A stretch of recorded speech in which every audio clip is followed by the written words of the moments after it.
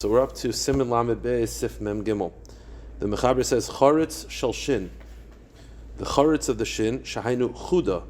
On the outside of the tefillin, there's a shin. That point of the shin has to go down ad makam atfar. It can't stop in middle. It has to all the way go down to the base of where the ma'abarta, to where the titura meets the box. So you don't they have a picture, you don't want it to stop with space under it. You don't want the bottom of the shin to just stop halfway. It should go down to the bottom.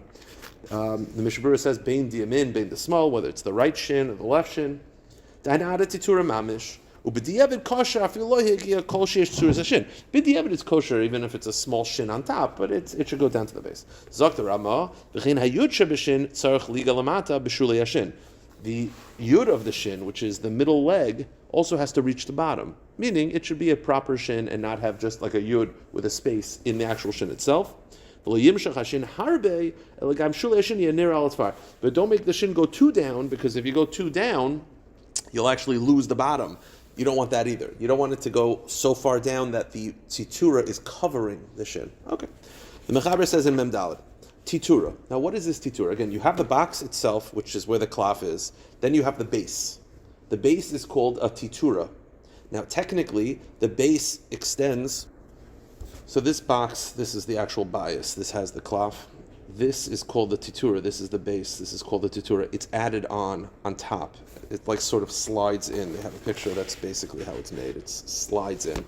Now the end of it is called the ma'abarta. This is a separate part of it. It's one piece, but it's really a separate halachically. It's also halacha Moshe Sinai, and as we mentioned in the past, the reason why it's carved in is because not only is the box supposed to be a square, the titura is also supposed to be a square. So you're supposed to be able to take your finger and cover it and see how it's a perfect square. That's why there are corners over here, so that the ma'abarta does not take away, because with the ma'abarta, it's now a rectangle. It's not a square anymore. So Zakta Shulchan Aruch, titura de tefillin halacha Moshe Sinai. The concept of having a titura bichlal is a halacha Moshe Sinai. That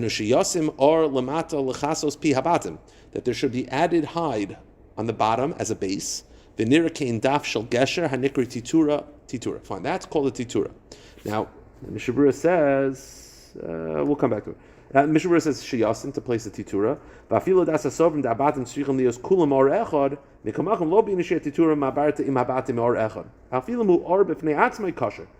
Although it's the box on top should be one piece of hide, it's not necessary that the titura be the same piece of hide as the box. It could be from a separate piece of hide, which I think is what is done. I believe what it's done is a set. You know what though? Actually, I don't know. I actually think nowadays they've actually figured out a way to have the titura as a one piece of hide with the box itself. And the Mishnah Berurah says, in be'efshari, if it's possible, toiv lahader gam dasam achmirim. It's good that the titura and the ma'abarta be from the same piece of hide as the box itself, which looking at my tefillin, it looks like it appears to be the same piece of hide. That's how I would assume. Now, the Shulchan Aruch says, so this is the titura, it's halacha Moshe Sinai, that it's a thing. Ma'abarta, which is the back of the titura, the area where the strap goes through, that's called ma'abarta, like la'avor, to pass over, to pass through. Ma'abarta is tefillin halacha Moshe Sinai. The ma'abarta is also halacha Moshe Sinai that it has to be there. The fact that it should be a rectangle with the back end having space, hollow, to have room for the strap is halacha Moshe Sinai. Ketzad. What do? You cut in on two sides over here, as you see at a right angle, making it that the titura itself has corners, is a square. Because it's halacha Moshe Sinai that the box has to be square and the titura also has to be a square. It says, okay, one more halacha. Now, Yigalgel, kol parsha misofel tchilasa. When you're wrapping up the parshios, you go from the end to the beginning. So let's say Shema Yisrael, the top of one of the parashas, Shema Yisrael Shem Elokeinu Shem Echad. Like mezuzahs, you roll from the Echad to the Shema. That's the way it is by mezuzahs and by tefillin as well. So you're rolling from the end of the parsha all the way to the front of the parsha. It says the Shulchan Aruch, Yegalgal kol parsha mitchila misofel tchilaso. When you're placing it in the box, the karcham beklaf katan. Okay, so basically what you do is like this: you take the klaf, you roll it up. It's now a giant. I don't want to say fruit by the foot style, but it's like a lahavdel, but it's basically a rolled up scroll. what you do is you put, let me just explain the cycle and then we'll see it inside. You basically take some sinews, wrap it up. All right, so you take some of the sinews, wrap it up over here. Then you take a piece of cloth, blank cloth, put it on top. Then you put more sinews on top of the cloth, and now it's like a little package, and that's how it's placed in. That's by all the parashios. As we'll see, that's the process. Yeah, my bad. Good catch. Not sinews, hair. Sorry, my bad. So the point is, wrap hair, cloth, hair, it's in. Now the reason why you do this is because basically it's supposed to be wrapped up in the seir, hair. It's a machlokes, is the seir wrapped directly on the parsha, or is it wrapped on top of the cloth? And therefore we try to cover all our bases. Says the Shulchan Aruch, Yigalgal kol parsha misof el tchilasa. We roll up the parsha from the end to the beginning. V'karcham beklaf katan. We wrap it up in a cloth, in a blank cloth. Now, Mishnah Berurah says, b'diavad it's fine if you don't have a cloth, but it's better to use a cloth, obviously. V'yesh machbidin l'charchan ela beklaf kosher. And some are makbid that it should be a cloth from a kosher animal, meaning a kosher cloth. V'halacha Moshe Messina sheichol asar behema oichayat taharim, and it's halacha Moshe Messina that you should wrap it up in hair of a behema or a chayat taharim, a kosher animal, not like horse hair, like cow hair. V'nogim lichoch sar shol haparsha v'achikochim shol klaf v'chozim v'kochim shol sar. And the Ramah says what we do is to cover all our bases: hair, cloth, hair. Says the Shulchan Aruch, v'nogu sheyasar shel egel. The minig is to use calf hair. V'imlo matzah shel egel karch b'shel para. If you don't have calf hair, you could use cow hair, or shalshar, or ox hair. V'roichetz asar heitev b'tchilat she'enaki. You have to wash the hair very clean a lot first, because you don't want the hair of an animal is disgusting. It's very dirty. You want to make sure it's very, very clean.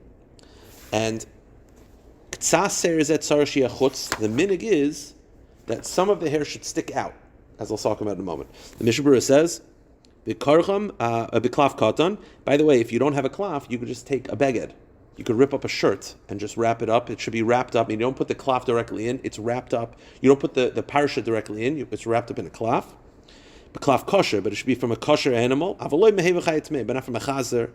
But he says, according to this opinion, you could definitely use a shmata. That's fine. Now, halacha Moshe Messinai. The halacha Moshe Messinai is to wrap up in hair. If you don't have hair on it, it's puzzle. Then the Ramah says the minig is to wrap hair twice. Why? So the Mishnah Berurah explains, because it's a machlokes, is the hair wrapped up directly on the parsha or on the cloth on top of the parsha? And therefore, to avoid shaylas, we do all of it. Now, the Mishnah Berurah then says, some of the hair should stick out. Which hair? So it says the Mishnah Berurah, from which parsha, where should the hair stick out? Ayin bechedusher kiveger. Shehiskim shesara yoti epachos me'orech sar. I'm sorry. Yesh omrim. This is from. He doesn't quote it. This is from the Shla. She eitzel habaya shemunach parshas kodesh. V'yeshem eitzel v'hoyim shemoa. Some say kadesh and some say v'hoyim shemoa. V'tov, and the psak of the Shla is she eitzim parshas v'hoyim shemoa b'tzad hapona leparshas kadesh. In other words, these are Rashi tefillin. So over here it's Shema in the third one. And then Vahaya. The minig is that the hair should come out in between. Okay? Let me just show you something. Correct. This is the only way to identify, to my knowledge, the only way to identify Rabbeinu Tam tefillin is that because the hair comes out by Vahaya, so Vahaya is the only difference between Rabbeinu Tam and Rashi, is where is Vahaya. So by Rashi, the hair will be, if you're looking at it, it's the third to the left. Rabbeinu Tam, it's the exact center one, because Vahaya is slid over one. That's the only way, to my knowledge, to identify Rabbeinu Tam tefillin, is because the minig is for the hair to come out by Vahaya, so because Vahaya is shifted over one, hence the hair is shifted over one as well.